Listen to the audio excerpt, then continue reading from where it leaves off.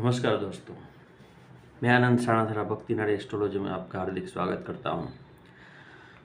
दोस्तों, आज हम बात करेंगे इजराइल के प्रेसिडेंट बेंजामिन नेतन्याहू की कुंडली के बारे में। दोस्तों, हाल के दिनों में हम सब जानते हैं कि पूरे विश्व में युद्ध की स्थिति बनी हुई है।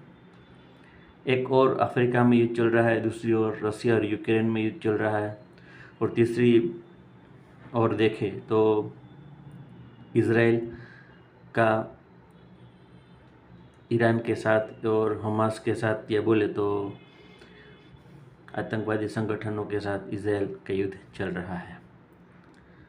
तो इजराइल के प्रेसिडेंट बेंजामिन नेतन्याहू की कुंडली का एनालिसिस आज हम करेंगे कि ऐसे कौन से योग है जो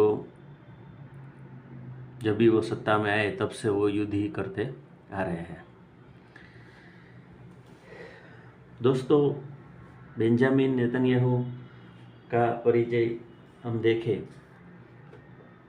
तो बेंजामिन नेतन्याहू का जन्म 21 अक्टूबर 1949 जेरूसलम इजराइल में हुआ। उसका जन्म वृषभ लग्न में हुआ है। वृषभ लग्न का अधिपति शुक्र केंद्र में बैठा है। पहले स्थान को केंद्र और त्रिकोण दोनों का स्थान माना है। इसका अधिपति जब केंद्र में बैठता है तो राजयोग बनता है। सत्ता के लिए हम देखें तो 10वां स्थान माना गया है। 10वां स्थान से आदमी सत्ता प्राप्त करता है, और सत्ता छोड़ने का स्थान 5वां स्थान माना गया है। तो सबसे पहले हम बेंजामिन नेतन्याहू की आइडेंटिटी देखें तो वो बहुत कद्दावर नेता माने गए हैं। उसका जन्म 1949 में हुआ और यहूदी संप्रदाय में उसका जन्म हुआ, और उसके पिताजी जो थे वो इतिहासकार थे। पिताजी हम सूर्य से देखते हैं। सूर्य इसकी कुंडली में नीचस्थ राशि में है। उसका मतलब उसके पिता ने बहुत ही स्ट्रगल किया होगा। सत्ता का कारक सूर्य माना गया है। यहाँ सूर्य 6ठे स्थान में है।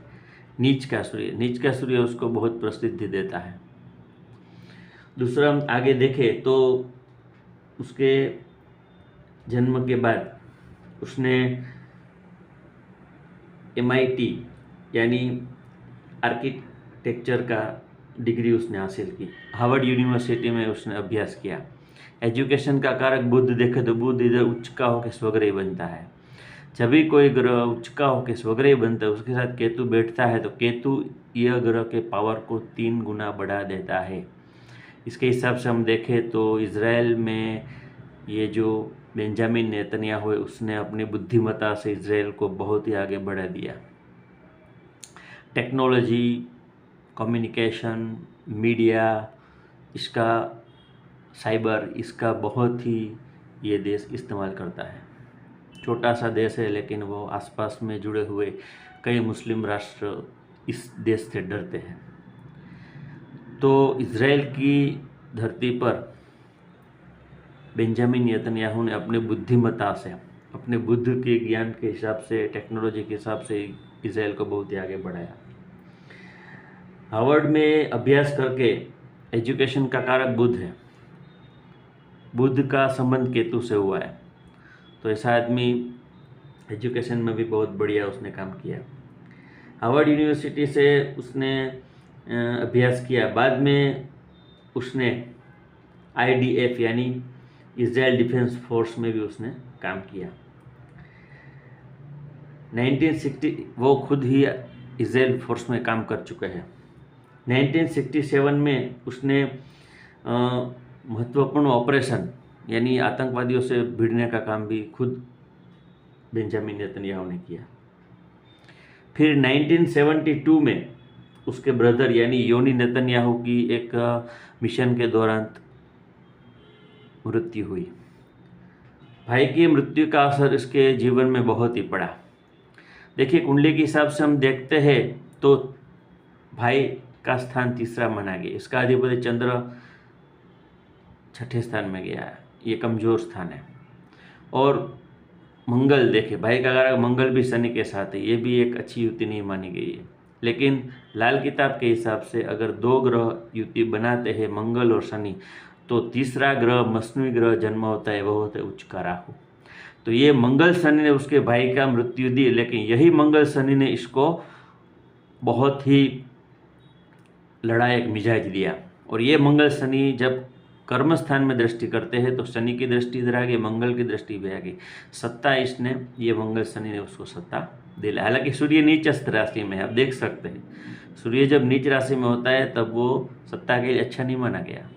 लेकिन जब भी सूर्य छठे स्थान में आता है तब ऐसा आदमी शत्रुओं से घिरा रहता है। पड़ोस का स्थान अगर हम देखें तो पड़ोस का स्थान तीसरा माना गया है। तीसरे स्थान का अधिपति चंद्र झगड़े के स्थान में गया, यानी पड़ोसियों से झगड़ा। तो ये भी हम देख सकते हैं कि आसपास में जितने भी देश है वो सब इसके शत्रु है। तो उसके भाई की मौत का असर इसके ऊपर बहुत ही हुआ। फिर वो आए 1988 में, उसमें पॉलिटिक्स में उसने 1988 में पॉलिटिक्स में आया। उसके बाद वो 1996 में 1988 में पॉलिटिक्स में आए, बाद में 1993 में वो लिक्विड पार्टी के प्रेसिडेंट बने। बाद में इजराइल के प्रेसिडेंट यानी इजराइल के पीएम पहली बार वो 1996 में बने। 1996 से लेकर 1990 तक पहली बार वो इजराइल के पीएम बने। वापिस वो दूसरी बार 2009 से लेके अभी तक 2024 तक वो इजराइल के पीएम है। तो इसमें हम देखें कि दशा महादशा के हिसाब से हम देखते हैं तो सबसे पहले वो जब भी 1988 में पॉलिटिक्स में वो आए तो शनि की दशा में वो पॉलिटिक्स में आए। हालांकि यह कुंडली में शनि योग कारक है। जब भी केंद्र और त्रिकोण का स्वामी होकर शनि योग कारक बन के सत्ता के स्थान को दृष्ट करता है तो वो शनि की दशा में पॉलिटिक्स में भी आए, इजराइल के पीएम भी वो बने। देखिए लग्नेश जब केंद्र में अपने स्थान को देखता है तो अच्छा फिजिकली फिटनेस देता है और मंगल और शनि आर्मी से जोड़ता है। सूर्य सत्ता का कारक है लेकिन इधर सत्ता इसने शनि ने इसको सत्ता दिलाई। हालांकि सूर्य और केतु, बुध और केतु जब आते हैं युति में तब ऐसे आदमी के ऊपर कोर्ट केस भी होता है। तो उसके ऊपर 2019 में उसके ऊपर केस भी चले, धोखाधड़ी, रिश्वतखोरी और इसके ऊपर लिटिगेशन केस भी है, लेकिन वो सब पूरा षड्यंत्र था।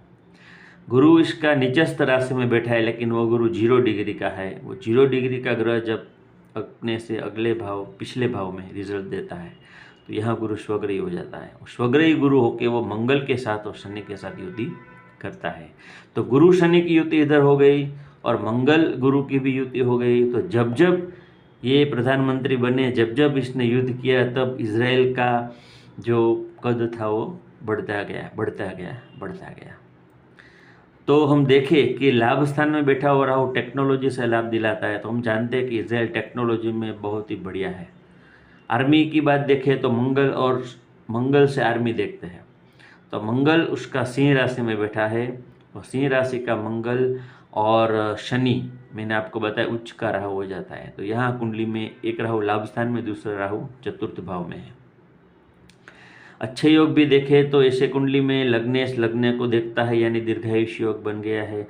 छठे भाव में सूर्य नीच का है लेकिन सूर्य छठे भाव में अजात शत्रु योग बनाता है, इसके शत्रु टिक नहीं सकते हैं। सूर्य चंद्र का राजा रानी योग भी बन गया। बुध केतु का शार्प माइंड उसका है।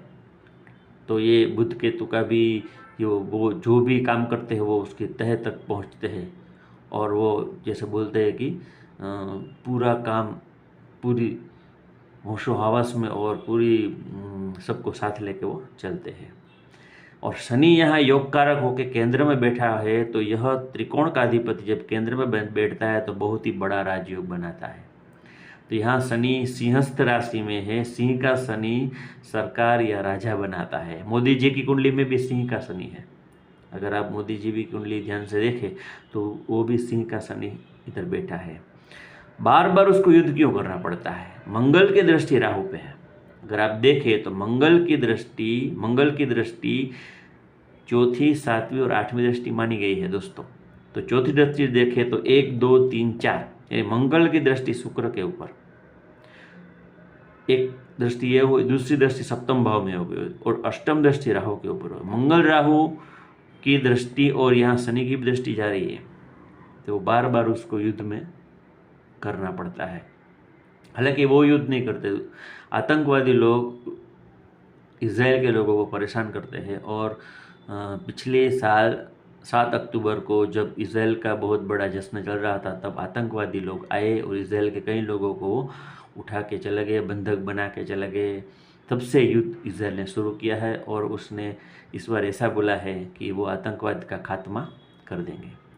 तो हाल में ये परिस्थिति बनी हुई है और अभी उसकी देखें तो हाल में हम देखें तो अभी ये दशा केतु की दशा चल रही। केतु 2021 से लेकर 2028 तक केतु की महादशा चल रही है और अभी उसकी कुंडली में ये 6 नंबर में हम देखें तो 6 नंबर में केतु चल रहा है, जन्म के केतु के ऊपर से केतु चल रहा है। तो यह परिस्थिति अगले साल मई जून तक बनी रहेगी दोस्तों, ये आप नोट कर लीजिए। अगले साल 2025 में मई जून तक, जब तक ये केतु 6 नंबर से लेके शनि के ऊपर नहीं आता तब तक, यानी 2025 के आसपास, 25 के एंड तक, ज़्यादा से ज़्यादा 25 के एंड तक ये स्थिति बनी रहेगी। और ये आदमी जब तक सत्ता में रहेगा तब इज़राइल को वो फ़ायदा ही दिलाता है। जितनी बार इसने युद्ध किया इतनी बार उसका देश बढ़ता ही जा रहा है, बढ़ता ही जा रहा है। हालांकि हम देखें कि ये आतंकवाद का खात्मा करने के लिए उसने ये मिशन शुरू किया है और उसके साथ में अमेरिका और भारत का भी बहुत प्रभुत्व इज़राइल के ऊपर है, इज़राइल का प्रभुत्व भारत के ऊपर है। तो अमेरिका और इंडिया और अच्छे कई जो आतंकवादी विरोधी सब देश इज़राइल के साथ में है। तो दोस्तों ऐसी ये कुंडली मैंने आपके सामने एक छोटा सा प्रयास किया है कुंडली का एनालिसिस करने के लिए। दूसरा हम देखें तो यहाँ लग्न का कारक शुक्र लग्न को देखता है और पंचम भाव में केतु। ऐसा आदमी बहुत ही शातिर दिमाग का होता है। पंचम स्थान बुद्धि का स्थान माना गया है। इधर बुध भी उच्च का है और केतु उसको 3 गुना बढ़ाता है। छठे स्थान में सूर्य चंद्र का राजा रानी योग और दुश्मन का खात्मा करता है। यह शुक्र देखिए, शुक्र सप्तम भाव में शुक्र पीड़ित है, मंगल से भी पीड़ित है शुक्र, और यह शुक्र चंद्र से भी पीड़ित है। और यह गुरु 0 डिग्री का हो कि गुरु से भी शुक्र पीड़ित है, इसलिए इसका दाम्पत्य जीवन में इसकी 3 शादी हुई है। बेंजामिन नेतन्याहू की 3 शादी हुई। शुक्र राहु भी यह उसको दाम्पत्य जीवन में थोड़ा डिस्टर्बेंस देता है।